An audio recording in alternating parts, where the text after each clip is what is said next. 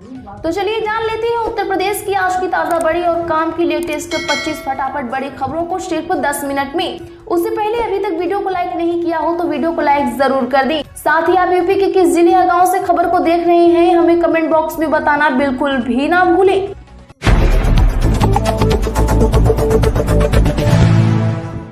CM Yogi Adityanath का बड़ा आदेश, बोले 20,000 से अधिक आबादी वाले गांवों को मिलेगा छोटे शहर का दर्जा।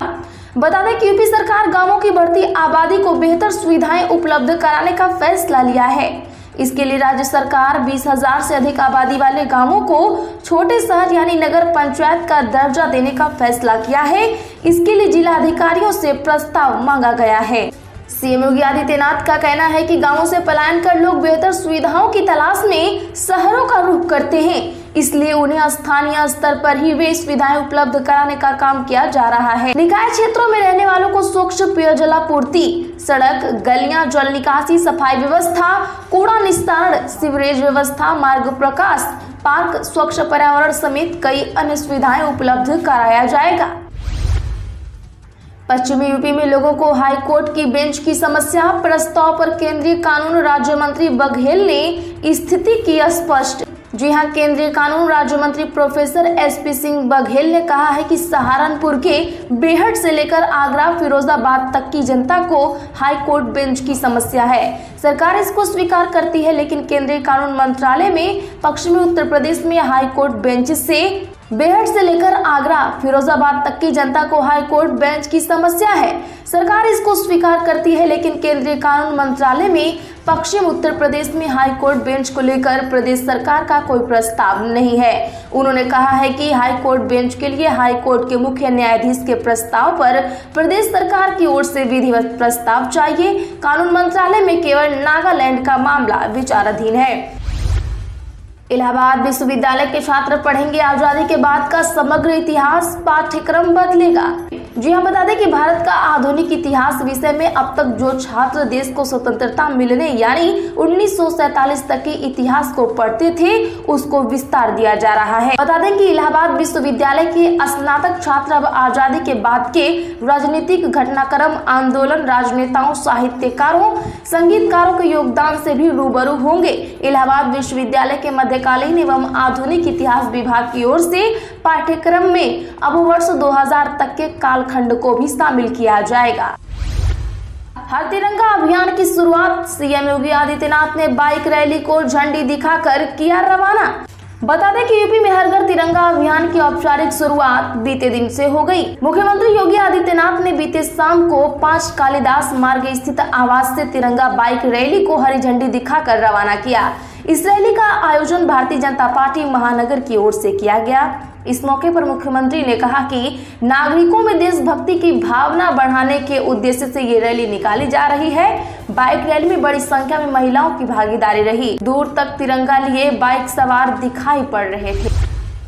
कॉमनवेल्थ गेम्स में मेडल जीतने वाले खिलाड़ियों को सम्मानित करेगी यूपी सरकार। जी हां, बता दें कि कॉमनवेल्थ गेम्स में मेडल जीतने वाले खिलाड़ियों को यूपी की योगी आदित्यनाथ सरकार सम्मानित करेगी। बता दें कि इंग्लैंड के बर्मिंघम में हुए कॉमनवेल्थ गेम्स में यूपी के 8 खिलाड़ियों ने बेहतरीन प्रदर्शन करते हुए मेडल जीता। इन खिलाड़ियों को नगद इनाम के साथ ही अन्य सुविधाओं से भी सम्मानित किया जाएगा। आपकी जानकारी के लिए बता दें कि यूपी सरकार ने नई खेल नीति के तहत घोषणा की थी कि राज्य के खिलाड़ी जो अंतर्राष्ट्रीय स्तर पर मेडल जीतेगा उसे सम्मानित किया जाएगा। गोल्ड मेडल जीतने वाले खिलाड़ियों को 1 करोड़ रुपए, सिल्वर मेडल जीतने वाले खिलाड़ी को 75 लाख रुपए और ब्रॉन्ज मेडल जीतने वाले खिलाड़ी को 50 लाख रुपए दिया जाएगा। इसके अलावा सभी खिलाड़ियों को नौकरी भी दी जाएगी।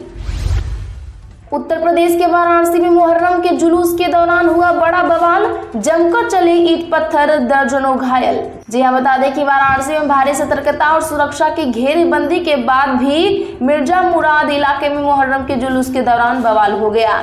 मिर्जा मुराद के करधना बाजार में ताजिया ले जाते समय जामुन का पेड़ काटने को लेकर हुए विवाद ने उग्र रूप लिया। मारपीट के बाद जमकर पथराव भी हुआ।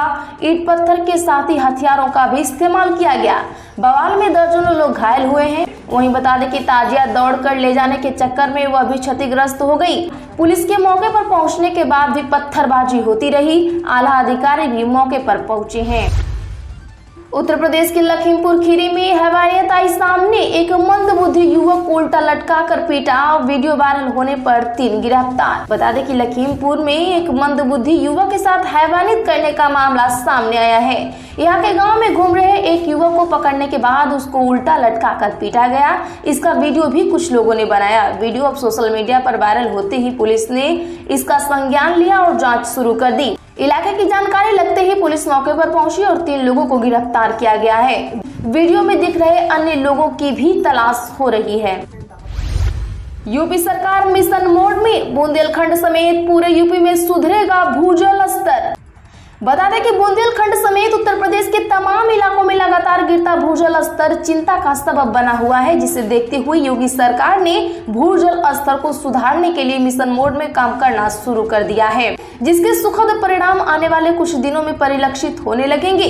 आधिकारिक सूत्रों ने आज बताया कि बुंदेलखंड जैसे क्षेत्रों में भूजल संकट हमेशा से एक अहम समस्या रही है।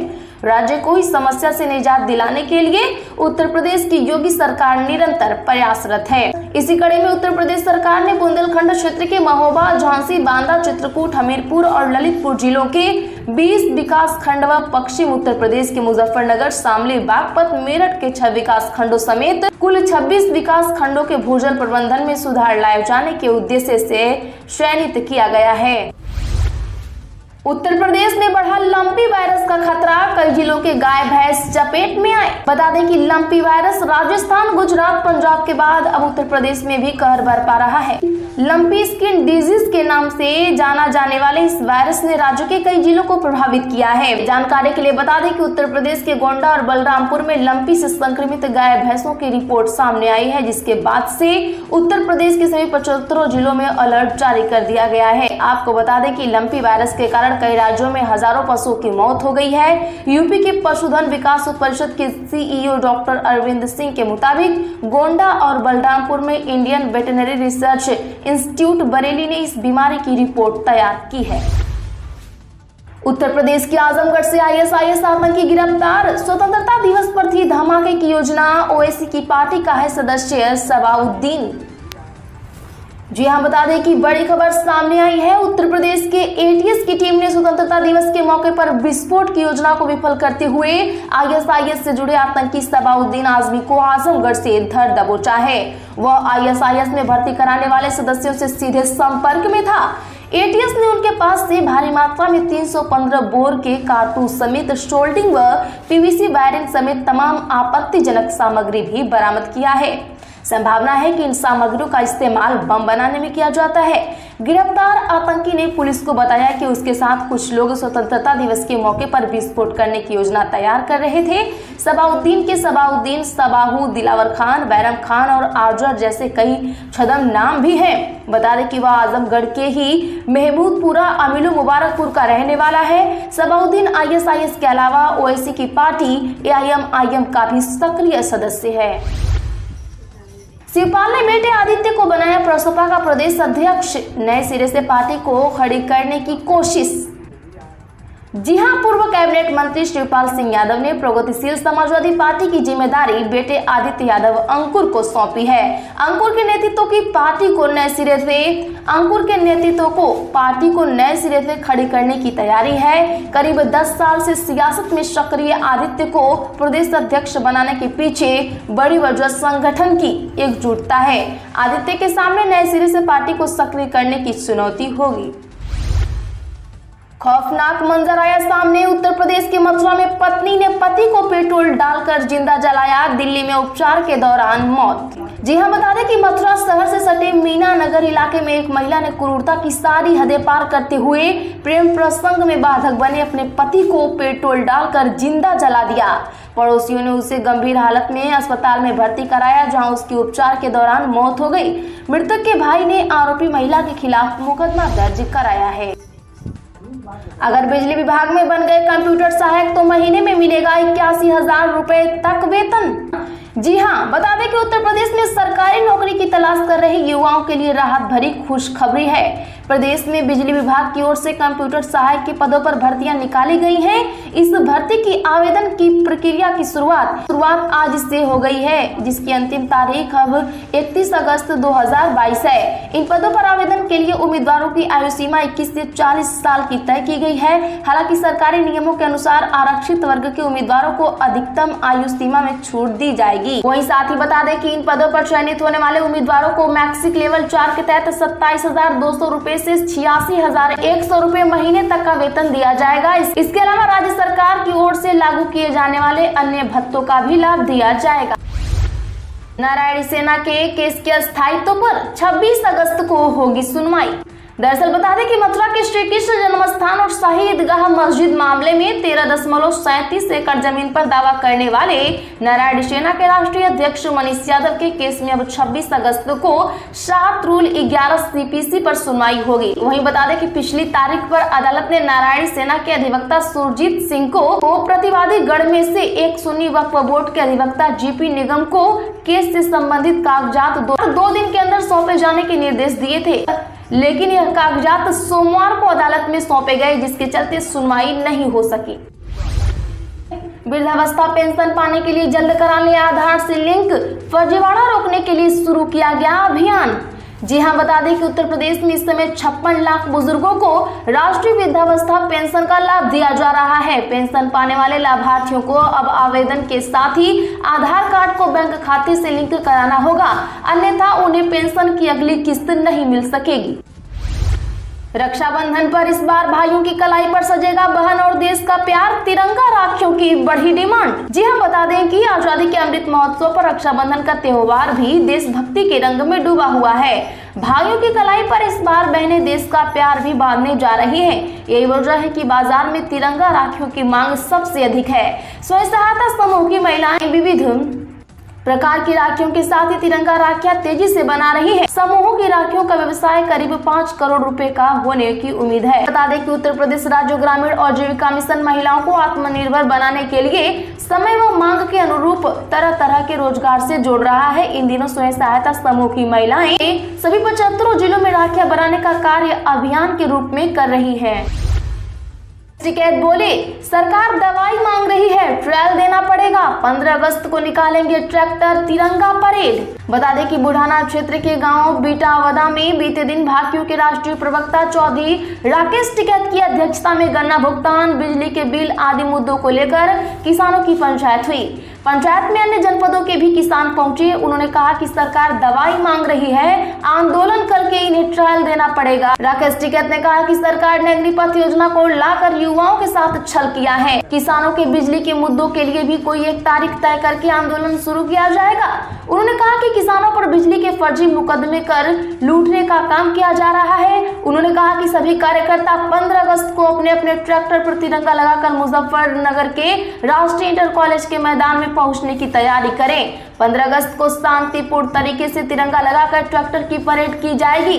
पंचायत में मौजूद SDM अरुण कुमार को बुलाकर पूछा कि नौकरी करते हुए कितना समय हो गया, क्या तुम भी अग्निवीर बनोगे? इस पर SDM अरुण कुमार मौन हो गए। योगी आदित्यनाथ सरकार ने आजम खान के जौहर सौदा संस्थान को मिली सरकारी जमीन की लीज को रद्द करने का मन बना लिया है। में आसमान से औदे मुंह गिरे, गोल्ड के दाम 30,528 रुपए प्रति 10 ग्राम में खरीदे सोना। जी हाँ, राखी का त्योहार नजदीक है और अगर आप भी अपनी बहनों को उपहार में सोना या फिर सोने के कोई गहने देने की सोच रहे हैं तो आपके लिए जरूरी खबर है। दरअसल पिछले कई दिनों से सोने की कीमत में पिछले कई दिनों से जारी गिरावट के बीच इस कारोबारी हफ्ते के पहले ही दिन सोने के साथ साथ चांदी के दाम में भी तेजी दर्ज की गई है। गोल्ड की कीमत में 165 रुपए प्रति 10 ग्राम की दर से बढ़ोतरी दर्ज की गई है, जबकि चांदी 744 रुपए प्रति केजी की दर से महंगी हुई। इसके बाद तेजी से सोना 52,000 रुपए प्रति 10 ग्राम और चांदी 58,000 रुपए प्रति केजी के करीब बिक रही है। इसके साथ सोना अपने ऑल टाइम हाई से करीब 4,000 और चांदी 21,800 रुपए सस्ता मिल रही है। मशहूर अंपायर रूडी कर्टजन के निधन से क्रिकेट में शोक की लहर। युवराज से लेकर वकार यूनिस तक ने दी श्रद्धांजलि। जी हां, टीम इंडिया के पूर्व ऑलराउंडर युवराज सिंह से लेकर पाकिस्तान के पूर्व तेज गेंदबाज वकार यूनिस सहित कई क्रिकेटरों ने दक्षिण अफ्रीका के मशहूर अंपायर रूडी कॉर्टजन के निधन पर उन्हें श्रद्धांजलि दी। बता दें कि एक हादसे में उनका निधन हो गया है। वह 73 वर्ष के थे। करोड़ों ग्राहकों के लिए फायदे की खबर, HDFC के मर्जर पर होगा सबसे बड़ा अपडेट, जानिए कब होगा विलय। जी हां, बता दें कि HDFC के मर्जर को लेकर बड़ा अपडेट है। अब हाउसिंग लोन देने वाले HDFC लिमिटेड को अपने सहायक के साथ विलय के लिए राष्ट्रीय आवास बैंक से मंजूरी मिल गई है। कंपनी ने शेयर बाजार को भेजी सूचना में यह जानकारी दी है। इस सूचना के अनुसार NHAB ने HDFC की दो सहायक कंपनियों HDFC इन्वेस्टमेंट और HDFC होल्डिंग्स लिमिटेड के साथ विलय को भी मंजूरी दी है। गौरतलब है कि इससे पहले HDFC लिमिटेड को HDFC बैंक के साथ प्रस्तावित विलय पर भारतीय रिजर्व बैंक, भारतीय प्रतिभूति एवं विनिमय बोर्ड और स्टॉक एक्सचेंज से मंजूरी मिल चुकी है, यानी वो मर्जर का रास्ता और साफ हो गया है। उत्तर प्रदेश के प्रयागराज में दर्दनाक हादसा, हाई टेंशन लाइन की चपेट में आया ताजिया, 24 लोग झुलसे, 13 जिला अस्पताल रेफर। बता दें कि मोहर्रमपुर थाना क्षेत्र के कनवेरा गांव में निकाला गया ताजिया हाई वोल्टेज करंट की चपेट में आ गया। इससे जुलूस में शामिल 24 लोग झुलस गए। इनमें से गंभीर 13 लोगों को जिला अस्पताल रेफर कर दिया गया है, जबकि अन्य को गांव के ही आसपास के प्राइवेट अस्पताल में प्राथमिक उपचार के बाद घर भेज दिया गया। दरअसल बता दें कि बीते दिन लगभग 150 अकीदतमंदों के साथ चौक से ताजा उठाकर चिलबिला गांव स्थित करबला के लिए निकाले गए थे। दोपहर लगभग 3 बजे कनवेरा गांव स्थित नहर के पास जुलूस पहुंचा, तभी ताजिया ऊपर से गुजरी 33,000 वोल्ट की विद्युत लाइन की चपेट में आ गया। गुजरात से आए 2 यात्रियों सहित 17 संक्रमित, 48 घंटे में मिले 36 नए मरीज। बता दें कि आगरा में एक तरफ कोरोना संक्रमण बढ़ रहा है, दूसरी तरफ रोकथाम और जांच के इंतजाम फेल हैं। बता दें कि आज गुजरात से आए 2 यात्रियों सहित 17 नए मरीज मिले हैं। पिछले 48 घंटे में 36 लोग संक्रमित हो चुके हैं। वायरस के अलावा वायरल के मरीज बढ़ रहे हैं। मंकी पॉक्स की जाँच भी जिले में शुरू नहीं हो सकी है। अंग्रेजों भारत छोड़ो के दिन बीजेपी भगाओ की शुरुआत, बिहार पर अखिलेश यादव का तंज। बता दें कि बिहार में तेजी से बदलते घटनाक्रम के बीच समाजवादी पार्टी के अध्यक्ष अखिलेश यादव ने भाजपा सरकार पर निशाना साधा है। अखिलेश ने बिहार में एनडीए गठबंधन टूटने को बढ़िया शुरुआत कहा है। अखिलेश ने कहा कि अंग्रेजों भारत छोड़ो के नारे वाले दिन बिहार से बीजेपी भगाओ का नारा आया है, यह अच्छी शुरुआत है। बता दें कि बिहार में बीजेपी जेडीयू का गठबंधन टूट गया है और नीतीश कुमार ने सीएम पद से इस्तीफा दे दिया है। नीतीश अब महागठबंधन के साथ मिलकर सरकार बना सकते हैं। 2 दिन पक्ष में यूपी पर मानसून मेहरबान, पूर्व के जिलों में भी बारिश के आसार। जी हां, बता दें कि मानसूनी हवाएं मध्य यूपी से एक बार फिर रूठ गई हैं। ऐसे में 2 दिन तक लखनऊ और आसपास के जिलों में बारिश होने की उम्मीद कम है। छिटपुट बादलों की आवाजाही के बीच धूप परेशान कर सकती है। इस बीच हवाएं जरूर तेज चलेंगी। दूसरी ओर बुंदेलखंड, सोनभद्र, प्रयागराज, चंदौली में इस दौरान बारिश हो सकती है।